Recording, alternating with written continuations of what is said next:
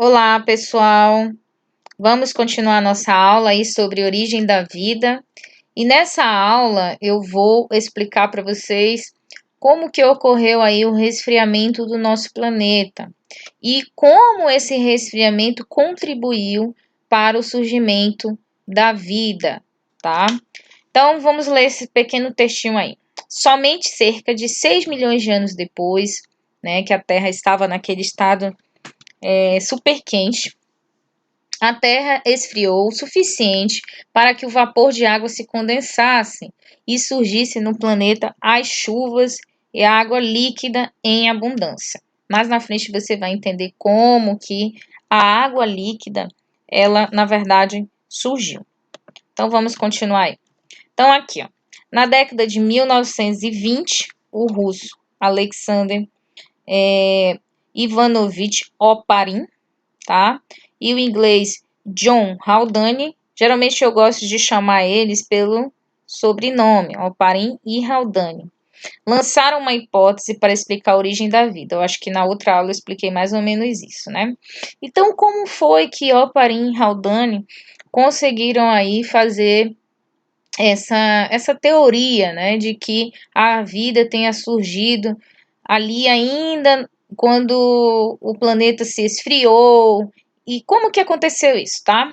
Primeiramente, depois que a Terra esfriou, ocorreu aí um processo, né, de vulcanização, ó, como vocês podem ver aqui, ó, os vulcões, né? Nós tínhamos também radiação ultravioleta vindo do Sol, nós tínhamos descargas elétricas e nós tínhamos vapor de água. Mais na frente eu vou explicar como que isso tudo surgiu, tá? Aqui no desenho é só para vocês entenderem mais ou menos, tá? Então, o que que acontece, né? A atmosfera primitiva, cerca de 3,8 bilhões de anos atrás. Então, todos esses fatorizinhos aqui, ó, né? Calor dos vulcões, radiação do Sol, descargas elétricas, vapor de água, tudo isso deu origem a essas moléculas aqui, ó, tá? Moléculas. E aí, o que que acontece, tá? Quem foram essas moléculas? Nós temos aqui o hidrogênio, amônia, metano e nitrogênio. E o que que aconteceu nesse sentido? Aqui ele diz, ó, moléculas orgânicas simples, né, foram aí se unindo, ocorrendo aqui a união dessas moléculas aqui na água e formando os aminoácidos, tá? Formando também açúcares e ácidos graxos. Para quem não conhece, aminoácido, ele é moléculazinhas bem pequenas das proteínas, tá? Os açúcares, é um exemplo que eu sempre cito para vocês, é a glicose e ácidos graxos. Ácidos graxos são lipídios, ou seja, gordura, ok? E aí o que que acontece? Todos esses componentes aqui em cima, ó, deram origem a essas moléculas aqui.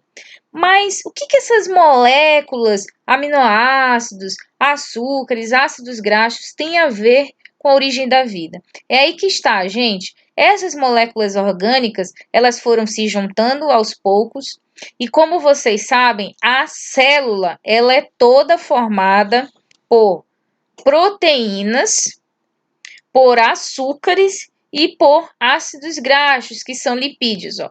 Aí essas moléculas foram se juntando e foram dando origem à primeira célula, as primeiras células. Essas primeiras células a gente geralmente chama de coacervados. No livro de vocês não cita, mas é como se fosse uma célulazinha primitiva. Então, aos poucos, essas células foram se diferenciando e formando aí os primeiros, na verdade, aí as primeiras células vivas, ok? E aí, depois disso, essas células foram se originando e se complexando em seres vivos mais complexos, tá? Que são seres eucariontes. Ok? Então, daí a gente tem uma ideia de que Oparin e Haldane estariam basicamente corretos de acordo com essa teoria. Ó, aqui nesse desenho, tá? Que é um GIF, ó, tem aí os meteoritos. E eu já expliquei para vocês lá no sexto ano que os meteoritos eles trouxeram a água, tá? E aí cada vez que os meteoritos caíam, a água que estava dentro dos meteoritos ia para as nuvens, ó. Ó, formavam aqui as nuvens, ó. E aí começava a precipitar, ó, chover. E aí formava ali, ó, as nossas primeiras águas, né? Os nossos primeiros rios, lagos, mares, e foi aqui, nessa água, que surgiu a vida. Ou seja, surgiu a primeira célulazinha, como eu mostrei lá no primeiro desenho. E aí o que acontece, né? Aí vieram todos aqueles gases que eu mostrei lá no início, né? Esses aqui, ó. O metano, o hidrogênio, o amônio, o nitrogênio, tá? Todos eles aqui se juntaram para formar as primeiras moléculas. Essas primeiras moléculas foram se juntando para formar uma célulazinha aqui primitiva, ó. Ok? Ó, os meteoritos caíam, que trazia água, a água evaporava, formavam as nuvens precipitavam, que é a chuva, né? Precipitação é chuva. E aí ocorria esse ciclo aí da água, que vocês também já aprenderam no sexto ano. Aí, ó, aí tinha todas aquelas substâncias que eu falei para vocês. Essas substâncias deram origem às primeiras moléculas. Olha aí, ele vai mostrar depois aí as primeiras moléculazinhas surgindo, que são os aminoácidos, tá? E aqui não podemos esquecer da radiação solar, que contribuiu para isso, e as descargas elétricas. Ó, surgindo aí as primeiras moléculas, que são os aminoácidos. Aí os aminoácidos, eles vão se juntar. Gente, o que é aminoácido? Aminoácidos são os componentes das proteínas, e a nossa célula ela é formada de proteína também, tá? Aí esses aminoácidos foram dando origem às primeiras célulazinhas, que chamamos de coacervados, tá? E aí essas célulazinhas foram se complexando cada vez mais. Para quem não conhece, a célula é formada de proteínas, ela é formada de carboidratos, que são os açúcares, ela é formada também de lipídios. Então, basicamente é isso aí, tá? Bom, a formação do primeiro ser vivo a partir da matéria sem vida só teria sido possível em condições que não existem mais. E mesmo assim, esse processo teria levado milhões de anos para ocorrer. Assim, ao longo de mais de 3 bilhões de anos, surgiram as novas formas de vida pelo processo de evolução, que eu vou mostrar mais na frente. Então, se a gente for pensar aqui nesse desenho, a gente meio que brinca com essa situação de que a vida surgiu daquela teoria lá que o pessoal falava, a teoria da abiogênese. Se for pensar, a primeira célula surgiu de uma matéria praticamente inanimada, que foram esses átomozinhos aqui, ó, tá? E aí deu origem a um ser vivo. Então, a biogênese, na verdade, ela aconteceu, e aconteceu aqui nesse sentido, tá?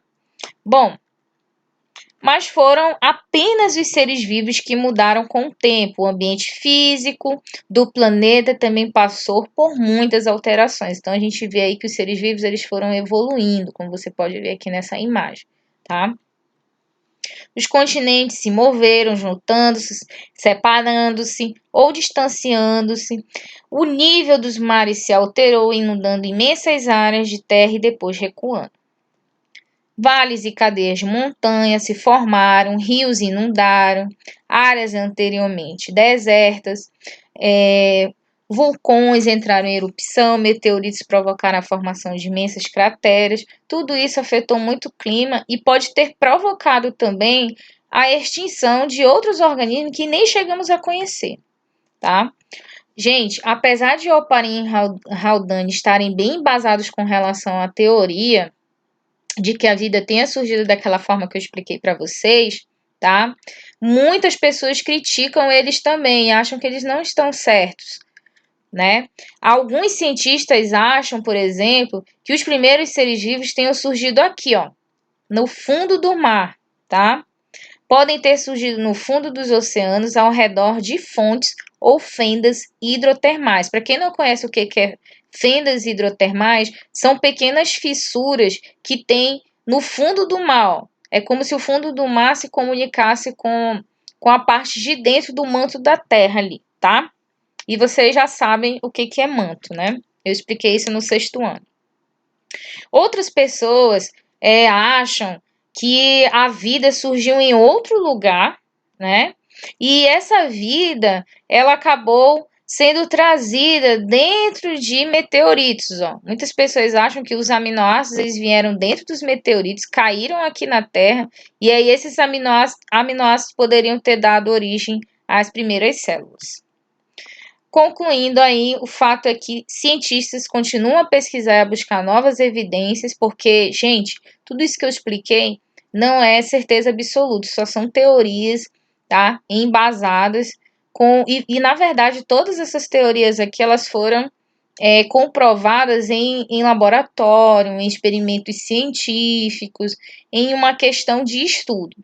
E com essas pesquisas, nosso conhecimento a respeito da origem e da evolução da vida aumenta cada vez mais. Né? Para facilitar o estudo da evolução da vida, costuma-se dividir a história da Terra em grandes intervalos de tempo, que são subdivididos em intervalos menores. São os éons, tá? Aqui, como vocês podem observar nessa figura aqui, tá? Aqui o éon, ok? As eras, isso aqui eu acho que vocês aprendem bastante em geografia, e períodos e épocas, tá? Aqui as épocas, ó. Ok? Então, a gente finaliza a nossa aula finalmente e a gente vai partir aí para o próximo capítulo do livro 1. Um abraço para vocês, espero que tenham entendido. Bons estudos!